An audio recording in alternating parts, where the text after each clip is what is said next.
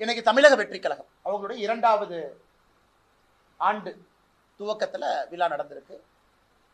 சகோதரர் விஜய் அவர்கள் பேசும் பொழுது மத்திய அரசு மாநில அரசு ரெண்டையும் குறை சொல்லியிருக்கிறாங்க. வாட் ப்ரோ, ஒய் ப்ரோ, ஏன் ப்ரோ, நீங்க உங்களுக்குள்ள எல்கேஜி பசங்க மாதிரி சண்டை போட்டுக்கிறீங்க.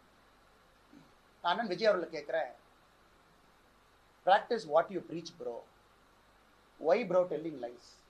இது சகோதரர் விஜய் அவர்களுக்கு நான் சொல்றேன், உங்க குழந்தைக்கு 3 மொழி, நீங்க நடத்துகின்ற விஜய் வித்யாசிரம் பள்ளியில 3 மொழி, ஆனா தமிழக வெற்றி கழகத்தினுடைய தொண்டர்கள் குழந்தைங்களுக்கு 2 மொழி. What bro, practice what you preach bro.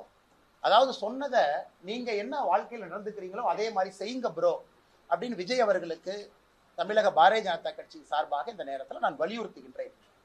அதே நேரத்தில் கையெழுத்து இயக்கம் கெட் அவுட், கெட் அவுட்னு ஆரம்பிக்கிறாரு. பிரசாந்த் கிஷோர் விஜய் அவரை பார்த்து கெட் அவுட்னு அவரே சொல்றாரு. இதோட ஆச்சரியம் இந்தியாலே பார்த்ததில்லை.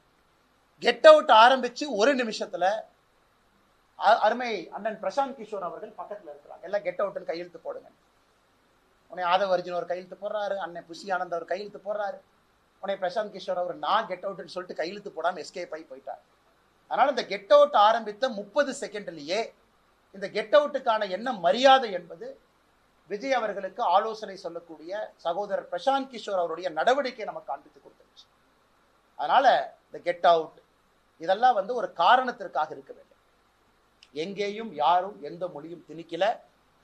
அதனால practice what you preach bro, what bro, நீங்களே ப்ரோன்னு பொய் சொல்லாமா ப்ரோ.